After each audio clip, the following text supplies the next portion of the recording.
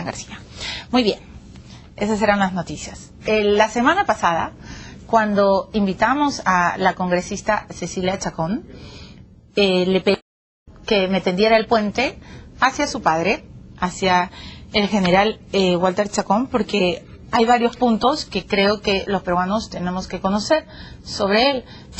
Ustedes saben que fue un ministro del Interior en la época del gobierno Fujimori, fue presidente del Comando de las Fuerzas Armadas, del Comando Conjunto de las Fuerzas Armadas, y estuvo en prisión varios años acusado de enriquecimiento ilícito.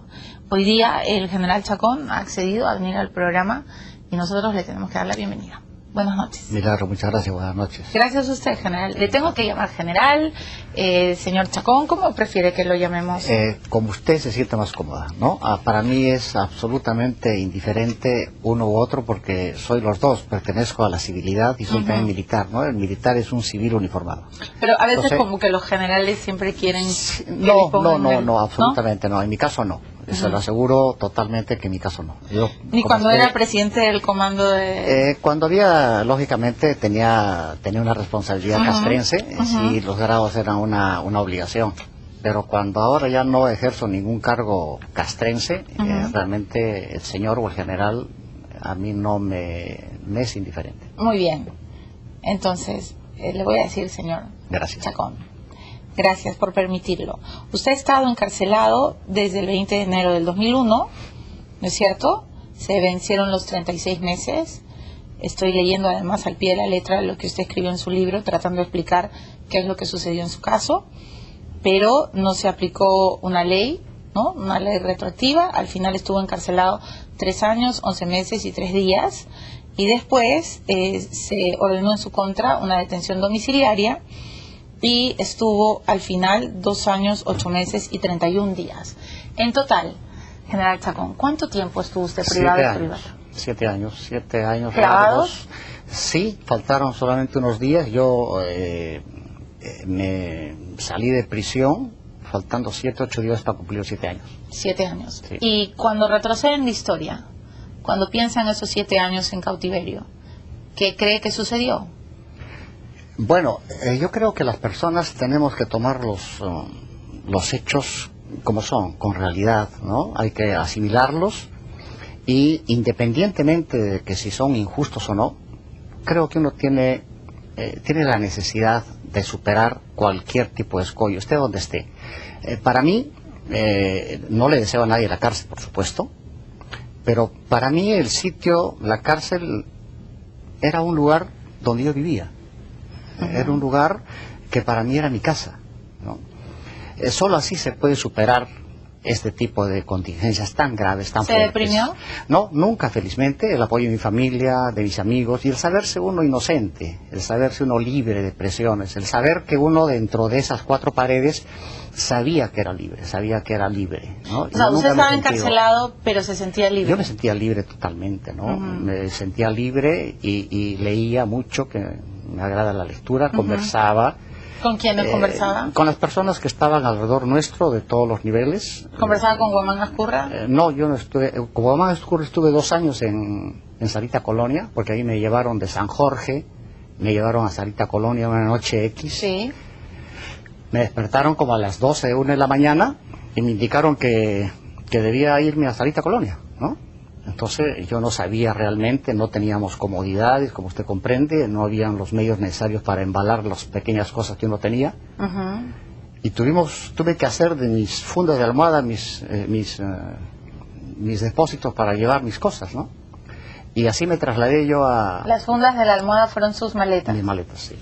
Y así me trasladé yo a Sarita Colonia y no me dejaron hablar por teléfono tampoco, desde el momento que me avisaron hasta que me trasladaron.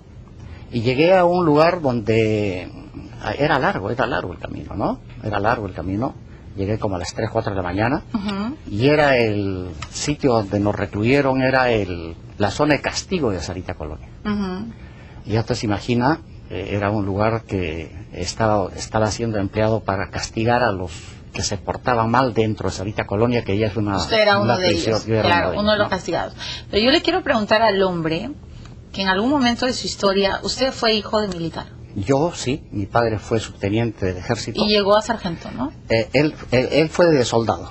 Él se inició de soldado en Arequipa y después ascendió hasta llegar de subteniente, y él estuvo en la guerra con el Ecuador y se quedó en Piura, allá, y allá se casó con mi madre, en Piura. Muy bien, entonces, hijo de un militar que en la carrera castrense llega al máximo grado, creo que no hay otro grado, ¿no es cierto? Corríjame usted. No, sí, sí. Llega a ser presidente del comando de las Fuerzas Armadas, del comando conjunto, que es como ser el presidente del ejército, de la FAB, de la Marina. Y de pronto ese hombre que ha llegado al ministro del Interior se ve encarcelado. Entonces yo imagino que en algún momento de su vida, en algún momento del proceso interior, de estar en prisión, de estar conversando con uno mismo, porque en la cárcel sobra el tiempo. No sé si me estoy equivocando. No necesariamente, ¿no? No necesariamente, ok. Pero en algún momento uno pensará, ¿no? Y yo le quiero hacer la pregunta directa. O sea, de pronto todos los peruanos vemos que generales, jefes de comando conjuntos, gente que debían de servir al país y no servirse, de pronto son encarcelados, uno tras otro, ¿no? Y entonces uno se pregunta, ¿dónde quedó el honor y la divisa? ¿Qué pasó con las Fuerzas Armadas en el Perú? Yo creo que el honor, uno como persona nunca lo pierde. Nunca lo pierde. El honor de la institución, si bien es cierto, está dado por los hombres, pero la institución tiene su propia historia. Y la historia del ejército es una historia que le corresponde al país, a la patria. El hecho que los hombres tengan errores no significa que la institución esté errada. Inclusive han habido gente encarcelada por errores, es mi caso. Y yo he demostrado, durante el tiempo que he estado preso, en primer lugar, nunca obstaculicé la labor de la justicia. Yo me sometí totalmente a ella. Porque sí, lo recuerdo, usted abrió sus cuentas, dijo, totalmente, estudien todo, hagan un peritaje internacional. Así es, nunca puse yo un solo escollo para que la justicia no se aplicara en mi caso. Y no me la aplicaron. ¿Por qué? Yo desconozco las razones. ¿Por venganza? Yo no creo que sea venganza, pero sí fue una mala administración de justicia. No se aplicó el debido proceso. La humanidad, Milagros, ha luchado durante siglos por tener una libertad y porque se aplique en la justicia el debido proceso. Y en mi caso no se aplicó. No se aplicó que la Defensoría del Pueblo y el Tribunal Constitucional tuvieron que abogar por usted. Sí. Entonces, además, como que el caso del general Chacón ha sido estudiado, no solo a nivel de procesos judiciales, sino también estudiado por los periodistas, porque todo empieza con una denuncia periodística. De hecho, en el proceso usted quiso demostrar su inocencia, estuvo encarcelado con, no sé en términos judiciales cómo se dice cuando uno sobrepasa la carcelería sin una debida sentencia y luego va a un arresto domiciliario. Pero yo quiero llegar más a un terreno moral, porque por fin lo tengo frente a mí, y entonces yo he estudiado su caso. A usted ha sido un personaje que está presente en la historia. O sea, de hecho, cuando Fujimori se va y renuncia por fax, el que se queda a cargo del ejército y de las Fuerzas Armadas es usted.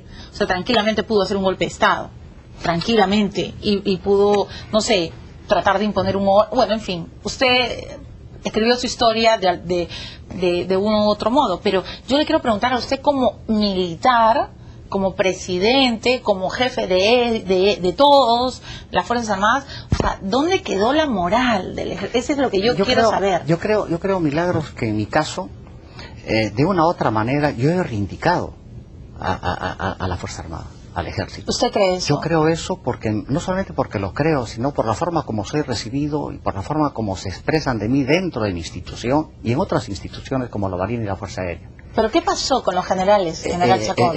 Ya usted me está preguntando de manera general. Sí, yo le estoy preguntando, yo quiero hacer un análisis histórico. Yo creo que el problema básicamente esto es que el ejército siempre ha estado divorciado de la clase política.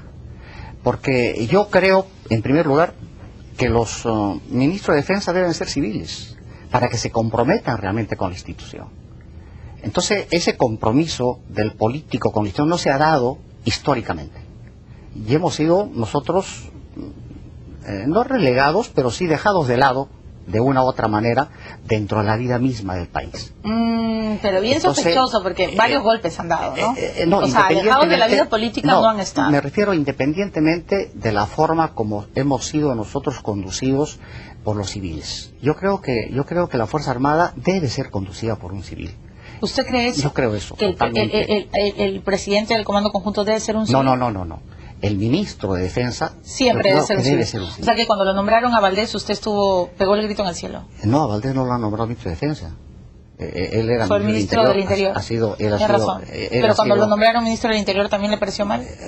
No, porque él era una persona que ya había dejado la institución de comandante, se había dedicado a la parte política, había incursionado en la parte de los... O sea, lo que a usted le preocupa es el Ministerio de Defensa. Yo sí, el Ministerio de Defensa en el caso de la Fuerza Armada, como yo le refiero. Y también yo creo, efectivamente, que el Ministerio de Defensa debería ser siempre comandado por un civil. Esa es mi percepción, y lo he dicho, no solamente con los grados que he tenido ya de general, sino de siempre lo he manifestado, ¿no? Vamos a ir a una pausa. Encantado con todo señor gusto. Chacón, yo estoy encantada de que usted haya venido porque quiero preguntarle varias cosas sobre el pasado, sobre la acta de sujeción que firmaron todos los generales y sobre la promoción de Montesinos, promoción que usted integró. Y además tengo su libro. De hecho, usted fue acusado de un soborno por $1 millón, ¿no? Se les acusó de que cada general recibió $1 millón. Y además sé que su proceso sigue abierto. Más o menos abierto, ¿no? Sí, pero yo quisiera manifestarle antes de que usted cierre este tramo, simplemente dos palabras. Yo no pertenezco a la promoción de Montesinos. Montesinos pertenece a una promoción en la que yo pertenezco, que es la centenario del 2 de mayo de 1866.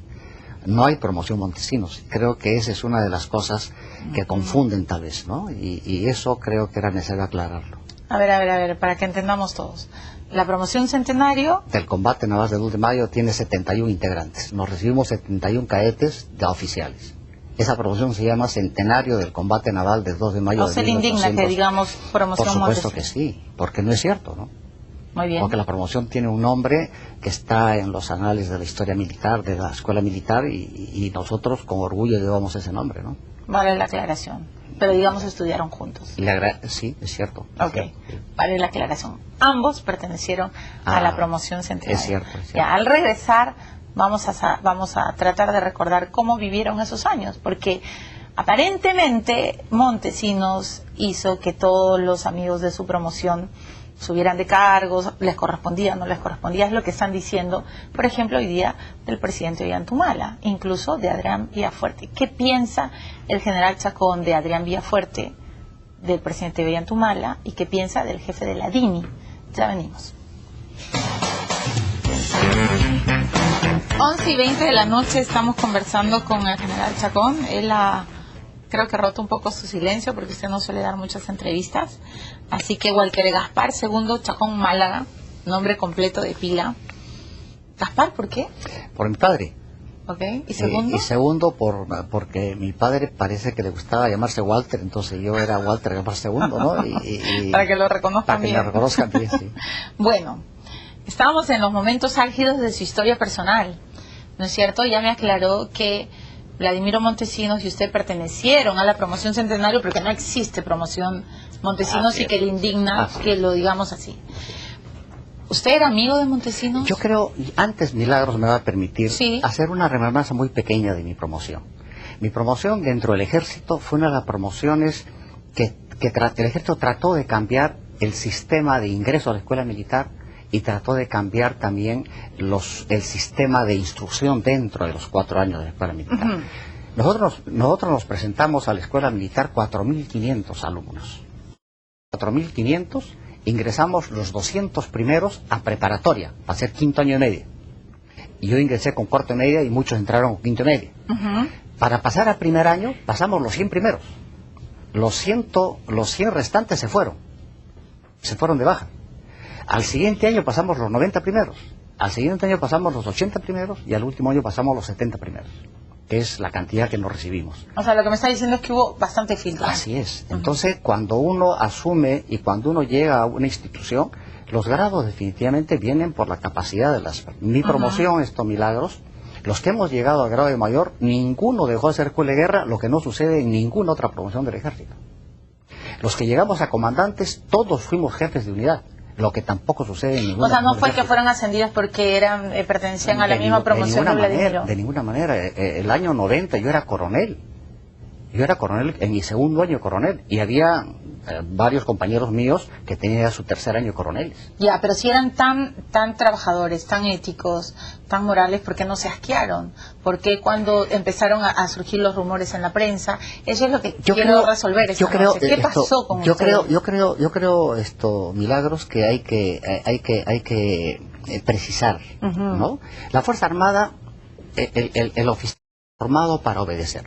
Sí. Y no puede ser de otra manera, porque si no tendría sentido el ejército.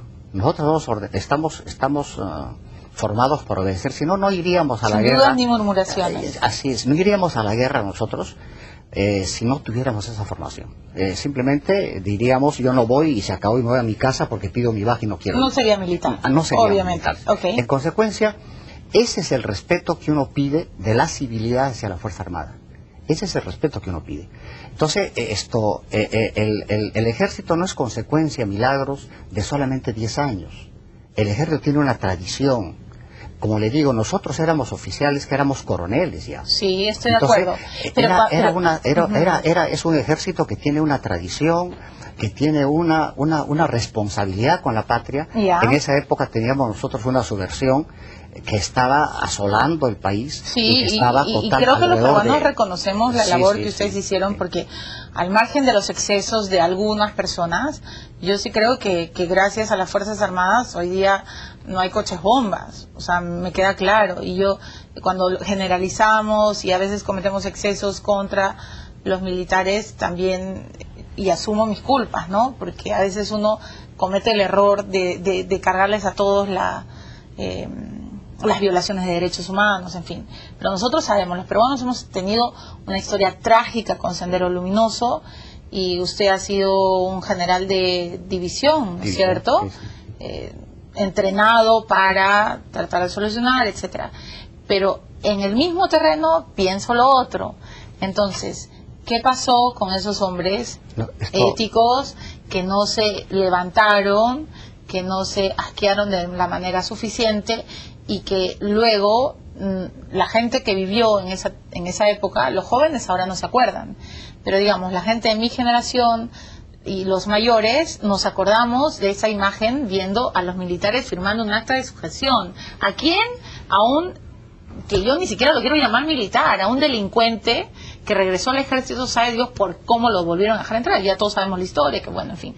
Pero ¿por qué no se levantaron? ¿Por qué no dijeron, no, te queremos aquí? Yo voy a tratar de dar una respuesta a su pregunta. Y espero que usted me lo diga y me la critique si no es una historia que se ajusta a la credibilidad y a la lógica. Yo le decía que nosotros somos preparados para obedecer. Sí. Y uno de los principios más grandes que tenemos nosotros es la lealtad con el superior y la lealtad con el subordinado. Nosotros somos personas que obedecemos al superior porque estamos convencidos que él está haciendo lo mejor por nosotros, y que la lealtad que nosotros le damos a él es correspondida con sus actos. Pero nosotros no le pedimos cuentas inmediatamente ni estamos cerca a nuestro comandante general. Entonces el comandante general de la Fuerza Armada, el comandante general del Ejército, nos debe a nosotros una lealtad y un comportamiento acorde con esa lealtad que nosotros le demostramos a él. Y esa lealtad hemos visto que no se dio con esas personas. Y creo que quienes hemos ejercido el comando de la institución y hemos ejercido puestos importantes, hemos sido leales con nuestros subordinados y hemos tratado de que nuestros actos sean los actos más nobles, más puros, más sinceros, y que sirvan de ejemplo a nuestros subordinados. Muy bien. Yo me puedo preciar, Milagros, le digo, yo me puedo preciar de haber sido un comandante general que ha escuchado, un comandante general en gran unidad, región y ejército que ha dado el ejemplo. He sido un comandante general que ha luchado por su inocencia durante 11 años, y creo que dentro de mi función yo he tratado de ser un ejemplo para mis subordinados. Eso esperábamos de nuestros jefes y seguimos esperando de nuestros jefes. El ejemplo, la subordinación, la lealtad, que son los valores que no nos pueden a nosotros dejar. Claro, pero ¿cómo subordinarse a un mafioso, a un delincuente, a un traidor? O sea, usted era un hombre, sí. es de hecho un hombre muy inteligente. Ha llegado a donde llegó por mérito propio. Lo está diciendo acá, lo dice su historia. Yo he conversado con varios allegados a usted. He leído su libro con atención. O sea, ok, digamos, el general Chacón no era un hombre cualquiera, era un hombre que razonaba. Entonces, yo le pregunto a esos hombres, tengo la oportunidad de entrevistar a un militar que estuvo cuando las papas quemaban. Si yo veo que el que está arriba es un delincuente, ni siquiera es un buen militar, ¿por qué me voy a sujetar a él? Yo voy a seguir con el análisis para no cortar la hilación. Yo soy un militar que de los 40 años de servicio que ha tenido como oficial en actividad, 24 años de ellos los he pasado yo en provincias, en regiones. Estuvo en Puno, estuvo en Piura. He estado en 14 regiones del país, he vivido en 14 regiones del país. Okay. Y uno a veces vive alejado de una realidad porque no la comparte, porque no está. Los 10 últimos años de mi carrera, yo he estado solamente 2 años en Lima, el resto he estado fuera de Lima. Estuve el año 94, era mitad en Brasil, en 95 estuve en Iquitos, en 96 estuve en Iquitos también, 97, 98 en Puno, 99, 2000 hasta julio estuve en Piura, ahí vine como ministro de Interior y después me quedé como comandante general. Entonces estos años, de los 10 años, yo no he estado dentro de una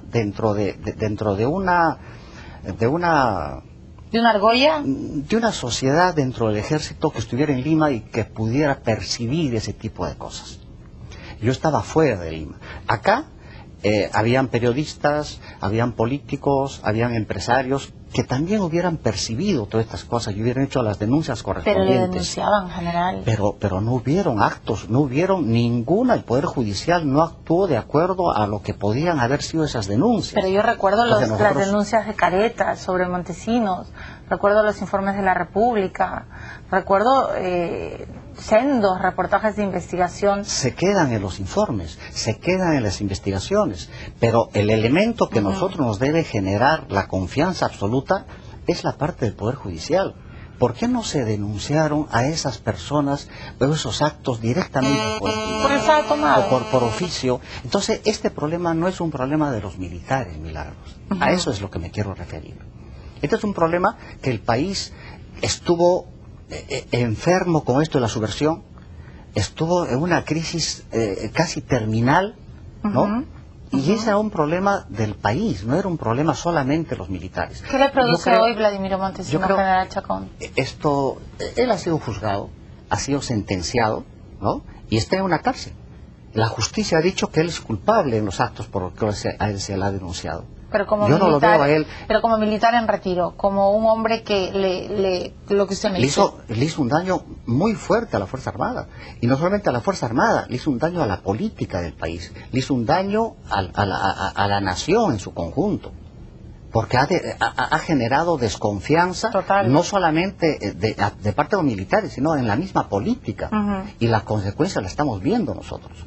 Nosotros tenemos que ser capaces, Milagros, todos, de que esta etapa ya termine, porque independientemente criticamos al Congreso, nos hemos parado criticando en estos últimos años de una manera inmisericordia, y creo que esa no es la mejor manera de construir un país.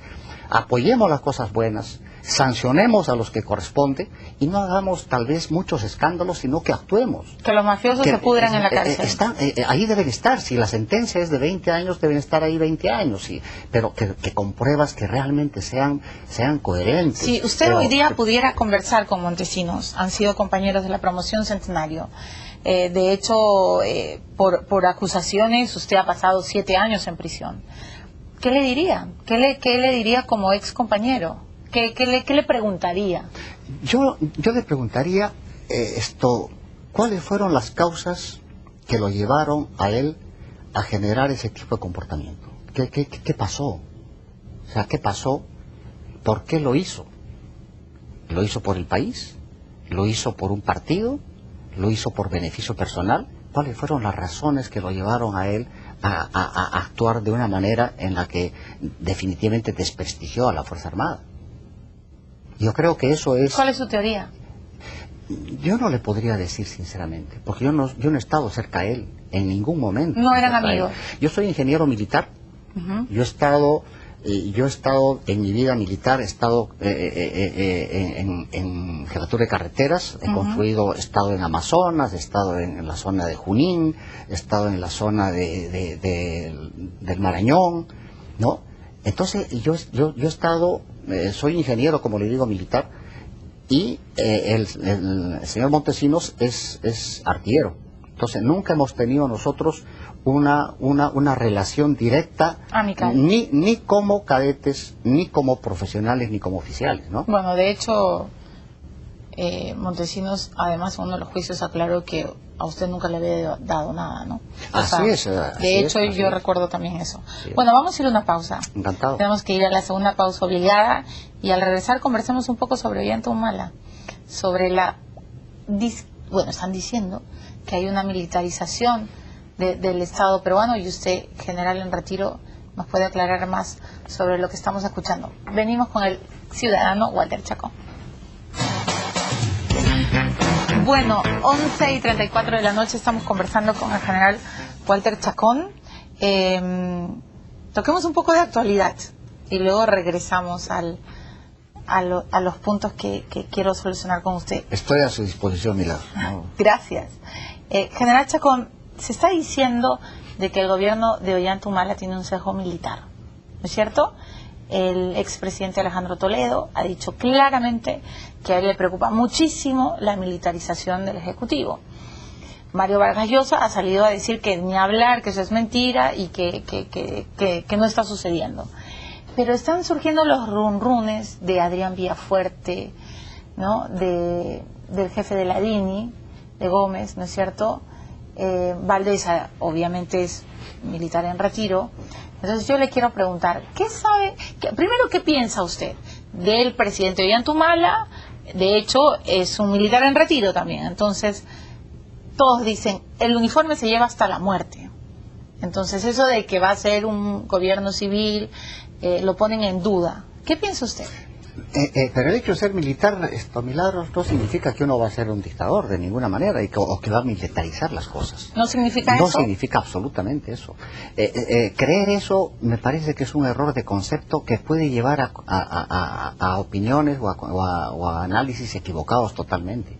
¿Usted cree que estamos traumatizados con los golpes militares? Yo creo que sí. Y tenemos derecho a eso, ¿no? Porque sí, claro. El país ha tenido 53 golpes militares en su historia republicana. Así es, cada 10 años, ¿no? Y tenemos derecho a dudar. Pero también tenemos derecho a dar la oportunidad para que las personas que ya no están en la Fuerza Armada, en la actividad, cumplan funciones en los lugares donde se sientan ellos más capaces. ¿Por qué no dar esa oportunidad a las personas? Yo no creo que militarizar un gobierno sea tener 5 o 6 personas alrededor de puestos públicos. Donde tenemos nosotros, yo tengo entendido que el país tiene por lo menos 10.000 personas que son los que mueven el Estado en los diferentes niveles. Y vamos a hablar de 4, 5, 6 personas. Yo me niego a hablar de eso, Milagros. Okay. Porque la militarización genera otro tipo de reacción, genera un rechazo, y eso no es lo que estamos pasando.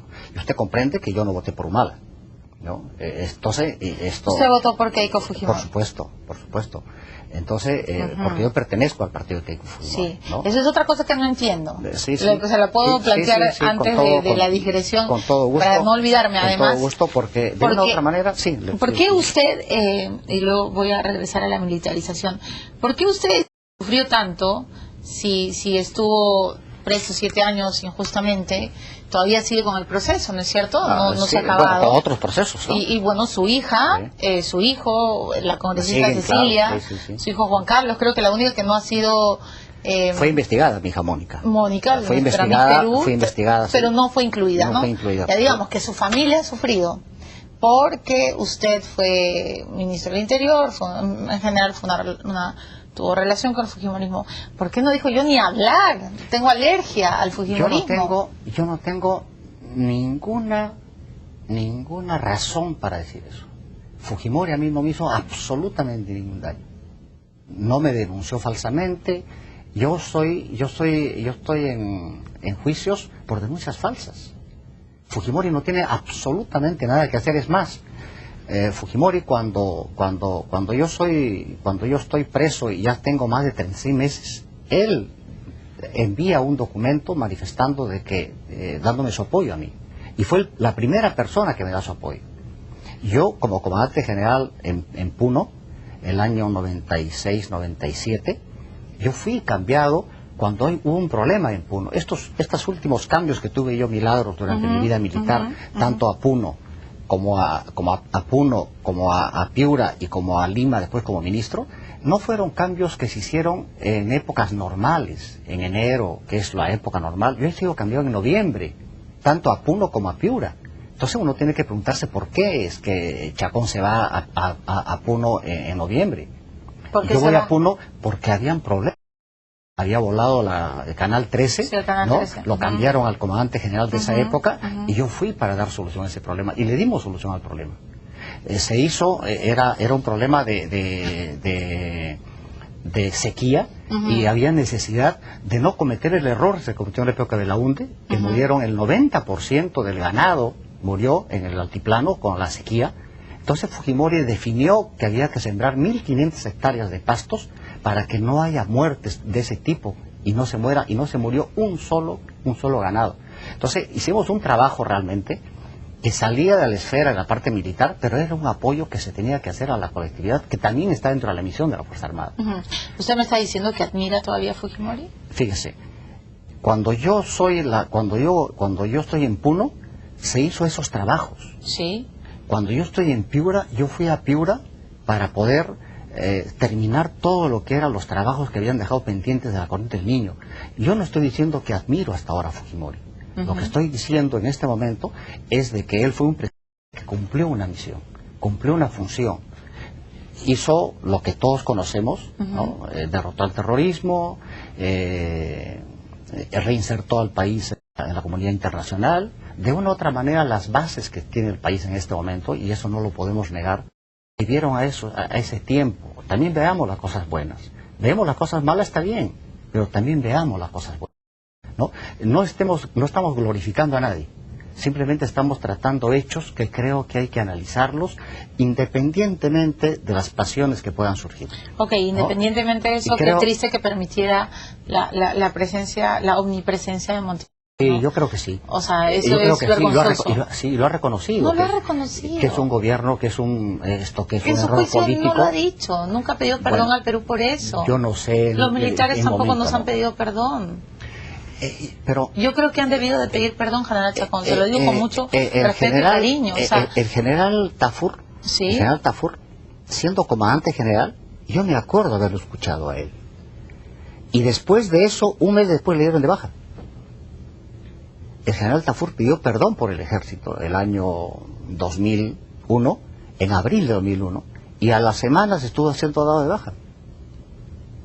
Entonces, yo creo que el perdón no es una palabra, Milagros. O sea, unas disculpas, ¿no? Es una actitud.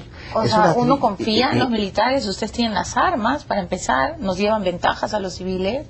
Usted pues pudo también dar un golpe de Estado, ¿no? Creo que hasta Paniagua le agradeció la transición. Así es, yo revertí el problema definitivamente y le entregué al doctor Paniagua un país sin ningún tipo, ni un tanque en la calle, ni una persona herida, y menos toques de emergencias, absolutamente. Fue una transición totalmente tranquila. Sí. Y eso creo que la Fuerza Armada... El presidente Paniagua sí, lo reconoció. Sí, no solamente él, también el doctor El Castillo, que fue parte también lo ha reconocido públicamente, ¿no? Entonces yo creo que también tenemos que la Fuerza Armada, Milagros, no solamente es una persona. Yo lo sé, ¿no? general. Entonces creo que nosotros verdad, estamos reivindicando a la Fuerza Armada, y tenemos la obligación de hacerlo. Y tenemos también nosotros que pedir a los elementos que componen la nación, también que nos ayuden, que nos apoyen, y que realmente también nos sigan dando la confianza que corresponde.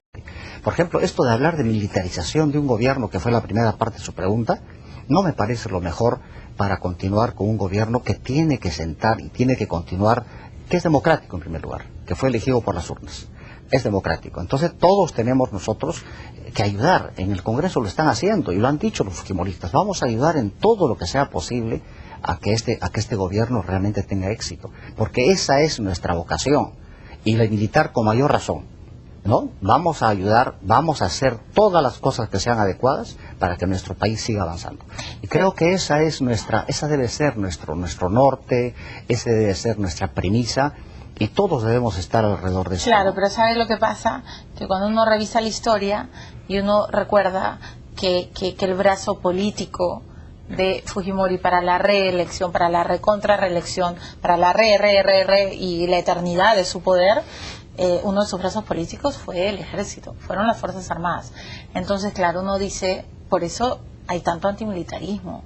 Por eso es que hay gente que no respeta, porque si los generales, los soldados, los señores de la FAB, aquí nadie se libra, ni la Marina ni la Policía, no. Si ellos, que eran supuestamente nuestros defensores, se aliaron con un hombre que quería perpetuarse y con un asesor siniestro, ¿ya que nos queda? Desconfiar. Pero hagamos que esa desconfianza pase, Milagros. Hagamos que esa confianza pase. Creo que nos corresponde, tanto a los comunicadores como usted, o a los actores que están actualmente, que realmente pase y realmente demostrar que somos capaces de llevar adelante un proceso democrático en las mejores condiciones. Tenemos el ejemplo. Ya existe el problema. Tenemos un poder judicial que debe estar atento a los problemas. Tenemos un periodismo, medios de comunicación que están más atentos que antes. Para la denuncia, para la forma. Entonces yo creo que tenemos que recurrir a todos esos elementos para nuevamente generar confianza en las instituciones. ¿No le preocupa a Adrián Villafuerte? Dicen que es el nuevo Montesinos. Yo no lo conozco a él. No lo conozco. Es lo que también me sorprende, que nadie conoce a Villafuerte. No, es que yo tengo muchos años de diferencia con él, ¿no? Claro. Y él es de infantería, yo soy ingeniero, y no me he visto nunca con él en ninguna de las... ¿A Valdés lo conoce? A Valdés lo he visto de lejos, a Valdés, ¿no? ¿Qué le parece él? Me parece una persona preparada, ¿no? En el ejército era un oficial de prestigio, ¿no? Tan es así que él se fue de baja de comandante, me parece, porque no ascendió a coronel, consideró que él le correspondía y simplemente se quedó como empresario en Tacna, ¿no? Así es, ¿no? Entonces, yo lo conozco poco a él, nunca lo he tratado directamente, pero me parece una persona correcta. ¿Y a Gómez, el jefe de la DINI, no lo conoce? Conozco, no, tampoco, con mayor razón, porque son gente muy joven, entonces no tengo yo... Pero entre ustedes los militares hablan. No, pero no tan lejos, ¿no? No tan lejos. Usted, entiéndame esto, Milagros, yo tengo 11 años fuera del ejército, ¿no? Y la distancia que nos separa en promociones por lo menos son 30 años. Entonces es muy difícil que uno tenga una relación o que escuche hablar de una persona así. ¿Y el presidente Ollantumala, qué le parece? Al presidente Ollantumala yo tampoco lo conocí en el ejército. ¿No lo conocí? No lo conocí, no lo conocí. Pero me parece que es un presidente elegido por el pueblo, que nos merece respeto. Definitivamente, y todos tenemos que hacer lo posible porque su gobierno tenga éxito, con las diferencias propias, diciendo lo malo que puede haber, diciendo lo bueno que tiene, y creo que todos estamos comprometidos a que el país mantenga ese curso y de una u otra manera colaboremos con un gobierno democrático, ¿no? Por supuesto, y colaboremos para que el próximo gobierno siga siendo democrático. Esa es nuestra tarea y nuestro deseo. Así, ya ojalá tenemos, rompamos el maleficio, ¿no? Ya tenemos nosotros, pues, hemos superado las barreras de nuestras democracias, de nuestra tradición, ¿no? Tradición, ¿no? Y creo que debemos perpetuar esa tradición. Bueno, estoy de acuerdo. Roxana 7777, esto parece agente. La gente 7777. No confundas a las Fuerzas Armadas con personas particulares y con nombre propio. El problema de ustedes, imagino que Roxana te refieres a nosotros los periodistas, es poner a todos en el mismo saco. Justamente porque No Culpes a la Noche, no creemos en lo que dices, es que los invitamos a todos los actores de la política, a todos los militares, a todas las personas que en algún momento pueden haber sido acusadas o no. Yo creo que esa es la misión del periodismo, entrevistar a B, Z, X, todo el abecedario para conocer la opinión. Eso es lo que intentamos cada noche. Nos vamos a ir a una pausa y regresamos con el general Walter Chacón. 6:49 de la noche estamos conversando con el general Walter Chacón. Se nos fue, pero voy a tratar de solucionar algunas preguntas. ¿Usted está de acuerdo, general Chacón, con el posible indulto humanitario a Alberto Fujimori? Hay quienes dicen que antes de Navidad eso va a suceder. Yo creo, Milagros, que esto le compete realmente al presidente si es que se lo pide, y la familia, por supuesto, si lo hace, y al presidente si es que lo indulta, ¿no? Creo que son los dos elementos que son los que tienen que decidir este problema. Y es por eso humanitario, ¿no? Tendrá que verificar si efectivamente es un caso como que es, ¿no? Porque una persona que ha bajado casi 21 kilos de peso no es normal, ¿verdad? No es normal. Entonces creo que... Está sumido en una depresión, creo que eso es algo... O sea, nadie está... En eso creo que nadie está mintiendo, además... Yo hoy día acabo de ver uno de los cuadros que él ha pintado, porque, bueno, estoy cometiendo una infidencia, pero quisimos entrevistar a Kenji Fujimori, y bueno, el congresista Fujimori también está enfermo, porque no sé, algo le ha pasado, y en su despacho había un cuadro de su padre, ¿no? Y es un cuadro depresivo. Yo creo que el señor Fujimori está deprimido, porque la cárcel deprime. Usted me dice que no se deprimió. No. Me cuesta creerle, porque el encierro a veces puede, como se dice criollamente, comer el coco. Ni me deprimí, ni odio a nadie, Milagros. ¿No odia a nadie? Absolutamente a nadie, ¿no? En una oportunidad el señor Salinas, que tenía un programa de radio, me preguntó lo mismo, porque yo le había dicho ya en RPP. Y él me dijo, lo llamo solamente para preguntarle si es cierto. Es cierto, le dije, no odio a nadie. ¿Sabe qué pasa? Que el odio pesa mucho, Milagros. El odio no lo deja caminar, ¿no? El odio es, y es más, hace daño a los que están a su alrededor, porque les transmite ese odio. Yo creo que el odio es dañino no solamente para la persona que lo tiene, sino para las personas que conviven con él, cualquiera que sea su relación, ¿no? El odio creo que es uno de los males que hace más daño a la persona. Pero cuando uno está en prisión es natural odiar, ¿o no? Yo no, o sea, uno se preguntará que... yo no sé esto. Bueno, no tiene usted por qué conocerme en esa medida. Yo no sé odiar. No sé odiar. De repente por eso yo he soportado esto con mucho estoicismo, y mi familia tampoco sabe odiar. Usted ha entrevistado a Cecilia, a la congresista Chacón, y le dice lo mismo. Usted va a hablar con mi hijo, le va a decir lo mismo, ¿no? ¿Usted cree que su hija Cecilia entró en política para reivindicarlo a usted? Ella le contestó la vez pasada ya, ¿no? ¿Pero usted qué cree como padre? Ella me dijo, y le voy a responder lo que le dijo ella también. Ella me dijo, yo no quiero entrar a política. ¿Ya estás en política?, me dije. Y ella tenía un nombre en Cajamarca, en la Cámara de Comercio, era presidenta de la Cámara de Turismo, había hecho una serie de actividades. Dije, tú ya estás en política. Ahora lo que tienes que hacer es encontrar el sitio donde te puedes desarrollar de mejor medida, porque no necesariamente la política es el Congreso, ¿no? Entonces ella encontró dentro del Partido Fujimorista, encontró un sitio, y ella se ha hecho un camino en ese sitio, y dentro de eso ella ha demostrado que entró a la política no para usar la política, sino para servir. Y eso, si eso es reivindicación, por supuesto ha reivindicado. Porque si uno entra a dar ejemplo, a no encontrarle un solo problema a una persona, yo creo que eso es ya reivindicar, de hecho, un apellido, un nombre, ¿no? Pero siguen en juicio, ¿no? Sin necesidad de que... Imagino que a usted como padre le debe afectar eso, porque por supuesto, finalmente son sus hijos los implicados. Me afecta sobremanera, y yo creo que esto también ha servido para entender la magnanimidad de mis hijos, ¿no? De repente, en una familia, o en otras familias, posiblemente puede haber habido algún reproche. ¿Nunca le reprocharon nada? Nunca me reprocharon nada. ¿Usted no se reprochó nada? Yo me reproché el haber actuado de repente,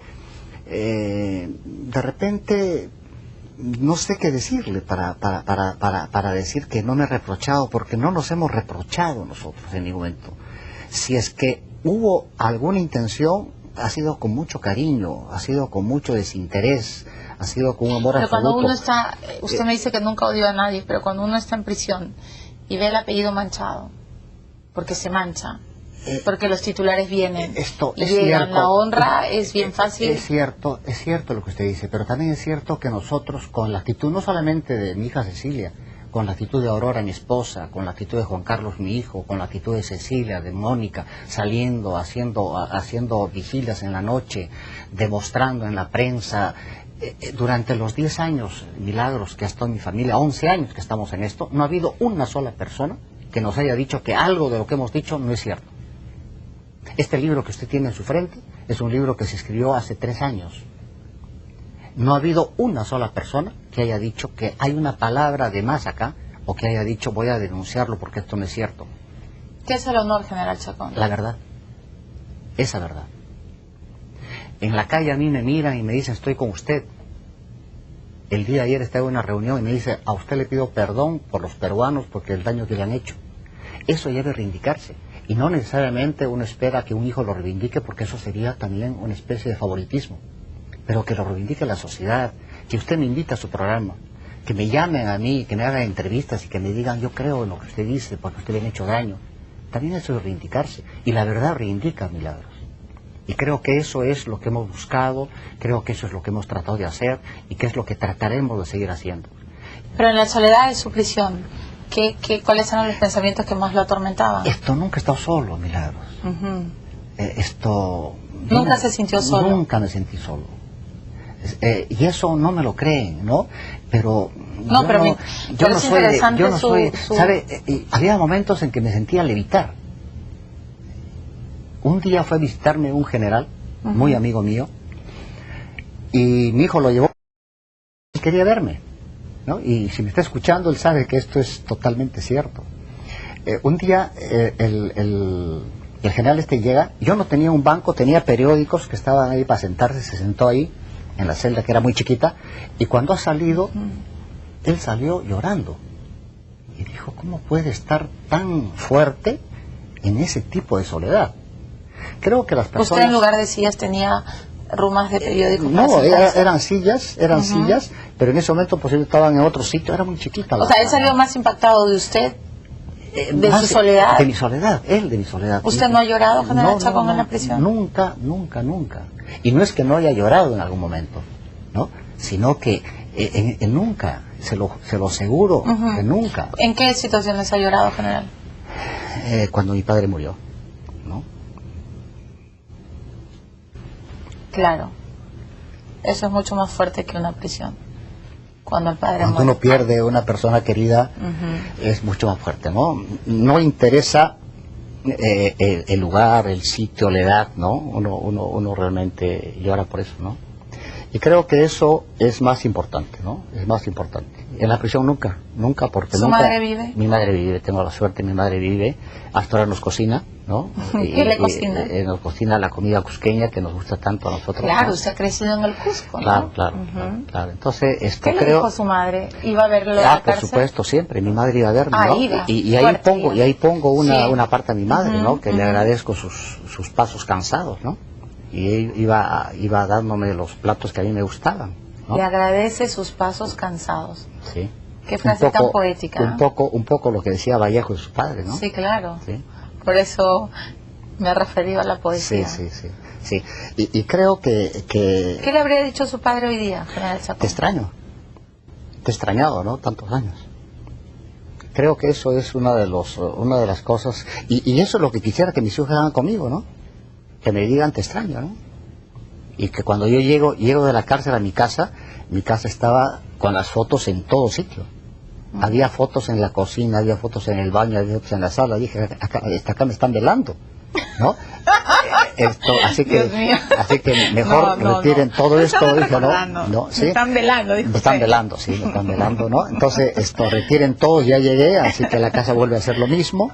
Y creo que eso era fíjese, uno vive por dos cosas, Milagro. ¿Por qué cosas? Vive para procrear, que la especie se siga Para dando, tener hijos. y vive para que lo recuerden, para preservar, para prevalecer, para que los nietos que no lo conocieron a usted lo conozcan por sus hijos o por sus nietos o bisnietos y diga, ese fue mi abuelo, ¿no? ¿Y cómo quiere que lo recuerden sus hijos? Que mis hijos me recuerden como una persona que los quiso mucho, que luchó por ellos y que se entregó totalmente a una familia y que dio el ejemplo, ¿no? ¿Quiere que lo recuerden como un hombre de familia? De familia, que di el ejemplo y que hice todo lo que yo consideré que era lo correcto por ellos, y creo que así lo han entendido. Fíjense, y me pasa algo más en la cárcel. Era el Día del Padre, mi hijo le dije que venga hasta mediodía, se fue él a mediodía, y a las 2 de la tarde viene un señor y me dicen, por el megáfono, llaman por el micro y dice, Walter Chacón tiene visita, ¿no? Entonces yo estaba en un piso, segundo piso, y bajando me ¿En Piedras Gordas? No, en San Jorge. Perdón, en San Jorge. Y yo subía, y si yo subía, yo bajaba, y me dice, ¿usted es el general Chacón? Sí, le digo. Me dice, yo lo estoy buscando. Le digo, pero ¿con quién hablo? No, usted no me conoce. Me dijo, ¿tiene un sitio donde podernos sentar? Sí, lo llevé a un lugar donde había una silla, y me dice, esta es una promesa que hice el año pasado, me dice, y vengo a buscarlo a usted para que me diga qué cosa ha hecho con sus hijos para que lo defiendan de esa manera. Y yo tengo 2 hijos, me dice, les he dado todo, pero se acuerdan de mí con una tarjeta por el Día del Padre. He venido con esta tarjeta en la mano, me dijo, a preguntarle a usted qué cosa he hecho y qué he hecho yo mal. ¿Y qué hizo usted, general Chacón? Usted nada, le dije. Ellos han sido los que han hecho mal, porque no lo entendieron. Esas cosas uno aprende en la cárcel, y esas son las reivindicaciones que uno tiene, inclusive estando dentro de la cárcel. Y creo que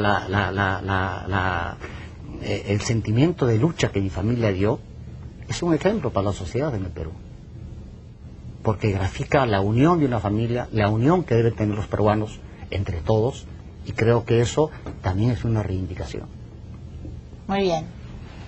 Muchas gracias por haber venido a mi programa. Le agradezco. Espero tenerlo otro día, otra hora, para seguir conversando, y que yo tengo muchas curiosidades sobre esos años. Queda corto el tiempo, ¿no? Quedado corto el tiempo. Solo una pregunta así a rajatabla que le hace... ay Dios, en el Twitter empieza a entrar tanta información que, bueno, no sé dónde está la persona que le preguntó, pero dice que si usted se hubiera levantado, aquí está, Acero Corp 1, muy bien, si el general Chacón se hubiera levantado en la época de Fujimori en su debido momento, ¿usted hubiera llegado a ser presidente? Yo no sería capaz de levantarme contra el orden constituido. ¿Usted nunca hubiera dado un golpe de Estado? No, absolutamente. Muy bien. De ninguna manera, ¿no? Muy bien. Nosotros estamos para preservar la paz y no estamos para irrumpir la política, ¿no? Muy bien. Respuesta ganadora, general Chacón. Ojalá nunca más un militar de un golpe de Estado en nuestro país. Realmente no lo merecemos. Bueno, el general Chacón, vamos a ir a una pausa y regresamos.